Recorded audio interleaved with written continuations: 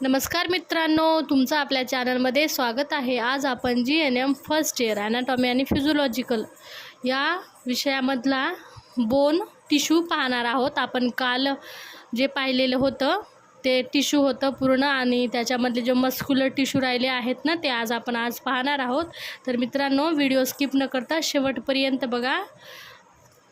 तर बघूया आपण अस्थि पेशीजालाचे प्रकार पुढील प्रमाणे आहेत। अस्थि पेशीजालाचे प्रकारमध्ये काय काय आहेत तो compact bone tissue, culture bone tissue असे ह्याच्यामध्ये प्रकार येतात। तर बघूया आपण कॉम्पॅक्ट बोन टिश्यूमध्ये काय आहे। या पेशी समूहामध्ये हाडांची बाहेरील बाजू तयार झालेली असून लांब हाडाचा दांडा या पेशीजालाने बनलेला असून अतिशय घट्ट व मजबूत असल्यामुळे हाड मोडल्यानंतर पूर्ववत कधीही होत नाही। अशी हाडमोड भरून येण्यास किमान 6 आठवड्याचा कालावधी लागतो। तर कॉम्पॅक्ट बोनमध्ये काय आहे बघा, या पेशी समूहामधला हाडाचा बाहेरील बाजू तयार झालेला असून लांब हाडाचा दांडा पेशीजालाने बनलेला असो। अतिशय घट्ट आणि मजबूत हाड असतो हा कधी मोडत नाही आणि जर मोडलं तर किमान त्याला 6 आठवडे भरण्यासाठी लागतात। तर कॉल्सड बोन पाहूया आपण। कॉलस बोन हा पेशी समूह जाळीदार असून आकारमान मोठा असतो। विशेषतः आकुड व चपट्या हाडामध्ये कॉन्सल्स बोन टिश्यू जास्त प्रमाणात आढळते। प्रयोगशाळेत तपासणी केली असता या पेशी समूहामध्ये ब्रँडच्या स्पंजासारखा दिसतो, म्हणून या स्पंजी बोन टिश्यू देखील म्हणतात। तर कॉलमलेस बोन टिश्यूमध्ये काय आहे, हा टिश्यू कशा प्रकारे असतो, जाळीदार आणि याचा आकार कसा मोठा असतो आणि आकुड व चपट्या हाडामध्ये पण याचा प्रमाण येतो। प्रयोगशाळेत याची तपासणी केली असता त्या ब्रेडच्या स्पंजीसारखा तो भाग दिसतो। तर हे बघा आहे हाड, याला म्हणतात रेड बोन मॅरो म्हणतात। त्याला डायफायसिस जो व्हाईट कलरचा भाग आहे त्याला डायफिसिस म्हणतात। आणि ही आर्टरी आहे, यामध्ये येलो बोन मॅरो असतो। याच्यामध्ये अस्थि पेशीजाल असते घट्ट, याला जो पुढचा भाग आहे याला त्याला एपिफायसिस कॉम्पॅक्ट बोन टिश्यू म्हणतात। अशा प्रकारे हाड आहे consoles bone टिश्यूचं। Compact bone tissue आहे हा अनियमित हाडासारखा आडवा छेद असतो, हे पण बघा आकृतीमध्ये। आणि पुढे पाहूया आपण बोन मॅरो। कॉन्सल्स बोन टिश्यूमधील पोकळ्या जागा तांबड्या अस्थिमज्जाने तसेच कॉम्पॅक्ट बोनमधील पोकळ्या अस्थिमज्जाने व्यापलेल्या असतात। याच प्रामुख्याने 2 प्रकार पडतात। तर बोन मॅरोचे 2 प्रकार कोणकोणते आहेत बघा, तांबडा अस्थिमज्जा म्हणजे रेड बोन मॅरो आणि येलो बोन मॅरो। तर तांबडा अस्थिमज्जामध्ये काय आहे बघा, या पेशी समूहामध्ये लाल रक्तपेशीची निर्मिती होते, तसेच रक्तबिंबिका देखील बोन मॅरोमध्ये तयार होते व त्याची पूर्ण वाढ झाल्यानंतर त्या रक्तप्रवाहात येतात। पिवळा अस्थिमज्जामध्ये काय आहे बघा, मदपेशी म्हणजे फॅट सेल, कॉम्पॅक्ट टिश्यू तसेच भरपूर प्रमाणात पांढऱ्या रक्तपेशींनी मिळून हा अस्थिमज्जा तयार झालेला असतो। पांढऱ्या पेशीचा मुख्य घटक असलेल्या ग्रेन्युलोसाइट या पेशी कणिकाची निर्मिती येथे होते। तर रेड बोन मॅरोमध्ये काय आहे, पेशी समूह यामध्ये लाल रक्तपेशीची निर्मिती होते, रक्तबिंबिका बोन मॅरोमध्येच तयार होतात आणि त्याची वाढ पण पूर्ण झाल्यानंतर रक्तप्रवाहात त्या येतात। पिवळ्यामध्ये काय आहे, या मेदपेशी असतात, फॅट सेल म्हणतात यांना। कॉम्पॅक्ट टिश्यू जसे भरपूर प्रमाणात पांढऱ्या रक्तपेशींना मिळून या अस्थिमज्जा तयार झालेला असतो। यामध्ये मुख्य घटक ग्रॅन्युलोसाइट आहे। पुढे पाहूया काय आहे ते अजून।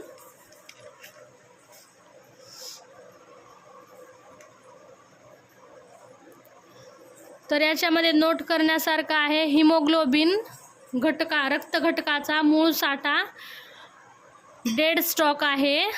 पेरिओस्टियम काय आहे बघा, पेरिओस्टियममध्ये सर्व प्रकारच्या हाडाचे हे बाहेरील आवरण आवरण असून हाडाच्या पूर्णपणे चिकटलेले असते, म्हणून याला पेरिओस्टियम असे म्हणतात. यामध्ये मुबलक प्रमाणात रक्तवाहिन्या आणि केशवाहिन्या असतात. तर पेरिओस्टियममध्ये काय आहे? याच्यामध्ये मुबलक प्रमाणात रक्तवाहिन्या व केशवाहिन्या असतात.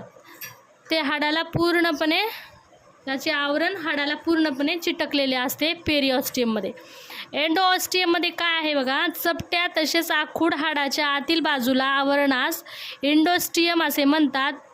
पेरिओस्टियम प्रमाणेच यामध्ये मुबलक प्रमाणात रक्तवाहिन्या असतात. याच्यामध्ये पण तसाच भाग आहे. याच्यामध्ये कोणकोणत्या रक्तवाहिन्या आढळतात? मुबलक प्रमाणात केशवाहिन्या आणि रक्तवाहिन्या असतात. यामध्ये त्याचा आकार चपटा असतो आणि आखूड पण असतो.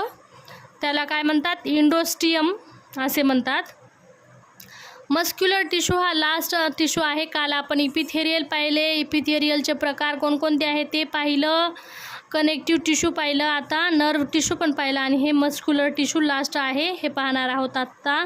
मस्क्युलर टिश्यूमध्ये काय आहे बघा, या पेशी लांब धाग्यासारख्या असून विशिष्ट प्रकारच्या संयोगी पदार्थाने या स्नायू पेशी एकत्र बांधलेल्या असतात. आकुंचित होण्यात विशेष गुणधर्म स्नायूपेशीमध्ये असल्यामुळे स्नायूच्या निरनिराळ्या हालचाली होऊ शकतात. स्नायूपेशी समूहाचे 3 प्रकार पुढीलप्रमाणे आहेत.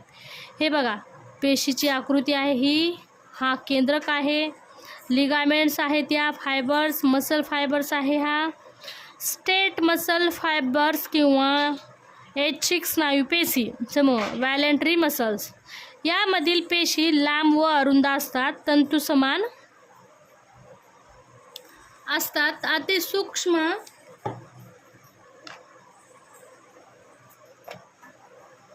याच्यामध्ये काय आहे, अतिसूक्ष्म पेशी समूहाने स्नायूचे धागे तयार झालेले असतात.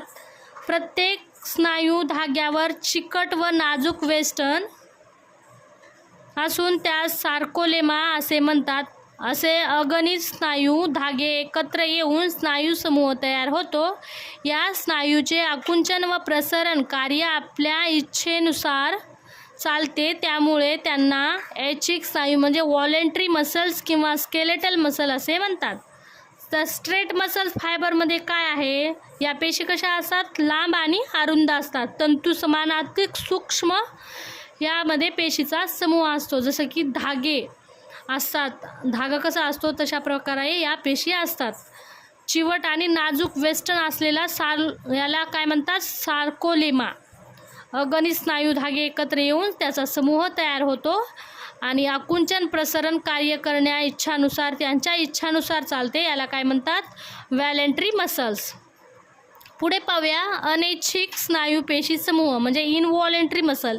इनव्हॉलेंटरी मसलमध्ये काय येते बघा, याचा आकार मध्यभागी फुगीर आणि दोन्ही बाजूच्या टोकाकडे निमुळता झालेला असतो. तसेच त्यांच्यावर स्ट्रेट मसल्स फायबरप्रमाणे रेषा नसतात, म्हणूनच यांना अनास्ट्रेट मसल असे म्हणतात. अनैच्छिक मसल काय आहे, यांचा जो भाग आहे तो फुगीर आहे.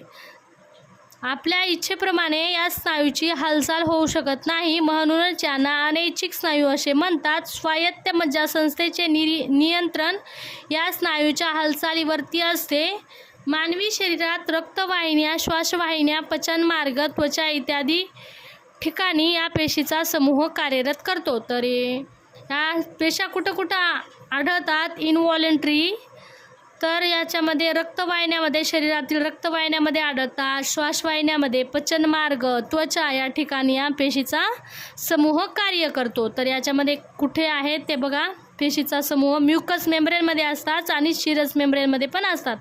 शरीरातील असणाऱ्या विविध ग्रंथी किंवा संबंधित अवयव हे विशिष्ट प्रकारचे स्राव तयार करतात आणि संबंधित अवयव अथवा संस्थेचे कार्य स्वाभाविकपणे सुरू राहण्यासाठी मदत करतात. पुढे पाहूया शरीरातील महत्त्वाचे अवयव व त्यांच्याशी संबंधित संस्था. मूलभूत पेशी आणि पेशी समूह एकत्रित येऊन इंद्रिय म्हणजेच अवयवाची निर्मिती होते. पर्यायाने अवयवाची संबंधित संस्थेची निर्मिती होते आणि अनेक अवयवांना मिळून मानवी शरीराची निर्मिती होते. अजून काय पुढे बघा, शरीरामध्ये कार्यरत असणाऱ्या संस्था म्हणजे सिस्टम. लोकोमेट्री सिस्टम या संस्थेचा हाडांचा सापळा, सांधे, ऐच्छिक स्नायू इत्यादीमध्ये समावेश होतो. रेस्पायरेटरी सिस्टम म्हणजे श्वासवाहिन्या, फुफ्फुसे आणि संबंधित स्नायूचा समावेश होतो. सर्क्युलेटरी सिस्टम या संस्थेमध्ये शरीराचे रक्तभिसरण व संबंधित अवयवाचा समावेश असतो. डायजेस्टिव्ह सिस्टममध्ये यामध्ये संपूर्ण पचन मार्ग संबंधित ग्रंथी इंद्रियाचा समावेश आहे. नंबर 5 आहे याच्यामध्ये शरीरामध्ये कार्यरत करणाऱ्या या सिस्टीम आहे. मूत्रसंस्था काय करते? युरिन सिस्टम यामध्ये मूत्र तयार होऊन बाहेर टाकण्याच्या क्रियेचा या इंद्रियामध्ये समावेश होतो. 6वा आहे इंडोक्राईन सिस्टम, अंतःस्रावी ग्रंथी. शरीराचे रासायनिक कार्य नियंत्रित करणाऱ्या अंतःस्रावी ग्रंथीचा समावेश होतो. प्रजनन संस्था याच्यामध्ये काय आहे? रिप्रोडक्टिव्ह सिस्टम, प्रजोत्पादनासाठी कार्यरत असलेल्या इंद्रिय व ग्रंथी यांच्या कार्याचा मध्ये समावेश होतो. चेतासंस्था म्हणजे नर्व सिस्टम, मध्यवर्ती चेतासंस्था आणि संबंधित इंद्रिय या शरीरातील सर्व कार्यांवर चेतना आदान व प्रदान प्रक्रियेमार्फत नियंत्रण ठेवतात. ज्ञानेंद्रिय, सेन्सरी ऑर्गन, बाह्य जगातील परिस्थितीचे आकलन होण्यासाठी अथवा ज्ञान होण्यासाठी कार्यरत असलेल्या इंद्रियांना ज्ञानेंद्रिय असे म्हणतात. ज्ञानेंद्रिय कोणकोणते आहे बघा? नाक, कान, डोळा, जीभ, त्वचा हे काय आहे? ज्ञानेंद्रिय. नाकामुळे काय होतो? मनुष्याला गंध ज्ञान होतो. कानामुळे काय होतो? श्रवण ज्ञान होतो. डोळ्यामुळे काय होतो? दृष्टी ज्ञान होते. जिभेमुळे काय? रुची ज्ञान होतो. त्वचामुळे काय? त्वचेमुळे स्पर्श ज्ञान होतो. तर मित्रांनो, आपण कालच्या व्हिडिओमध्ये तुम्ही जाऊन बघू शकता. आपण टिश्यू हा सुरू केला होता चॅप्टर. आज जे मस्क्युलर भाग राहिला होता आपला ते पाहिला आहे. तर पेशीमध्ये आपण काय बघितलं त्याची प्रस्तावना पाहिली होती. पेशी समूहाचे प्रकार, पेशी समूहाचे वर्गीकरण पाहिलं आपण. यामध्ये इपिथेरियल टिश्यू पाहिलं. नंतर त्यामध्ये simple epithelial tissue, squamous epithelial tissue, columnar epithelial tissue, ciliated epithelial tissue, cuboidal tissue, goblet cell पाहिलं होतं आपण. Compound epithelial, stratified epithelial tissue, transitional epithelial tissue, एक कनेक्टिव्ह टिश्यू. दुसरा नंबर कनेक्टिव्ह टिश्यूमध्ये त्याचे कोणकोणते प्रकार येतात बघा? कनेक्टिव्ह टिश्यू, एक्टोडम, मिझोडम काय आहे? Cartilage connective tissue, bone tissue, एम्ब्रॉइड कनेक्टिव्ह टिश्यू, कनेक्टिव्ह टिश्यूचे प्रॉपर, ॲडिपोज कनेक्टिव्ह टिश्यूमध्ये काय होतो. नंतर मग आपण पाहिलं फायबर कनेक्टिव्ह टिश्यू. नंतर टेंडन्स पाहिलं, लिगामेंट्स काय असतात, ओपोनक्युलस काय असतात, पेशी, membranes, reticular connective tissue, adipose connective tissue. नंतर लिक्विड कनेक्टिव्ह टिश्यू पाहिलं, कार्टिलेज कनेक्टिव्ह टिश्यू पाहिले, हायलाइट कार्टिलेज पाहिलं म्हणजे व्हाईट फायब्रो कार्टिलेज पाहिलं. त्यानंतर आणि आज आपण जे पाहिलं आहे ते अस्थि पेशीजालाचे प्रकार पाहिलं आपण. काल जे पाहिलं होतं तुम्ही कालचा व्हिडिओ जाऊन बघू शकता. त्याच्यामध्ये पूर्ण इपिथेरियल टिश्यूचे प्रकार, कनेक्टिव्ह टिश्यू त्याच्यामध्ये झालेला आहे. मित्रांनो, व्हिडिओ आवडला असेल तर व्हिडिओला लाईक करा, चॅनलला सबस्क्राईब करा. भेटूया नेक्स्ट व्हिडिओमध्ये. बाय.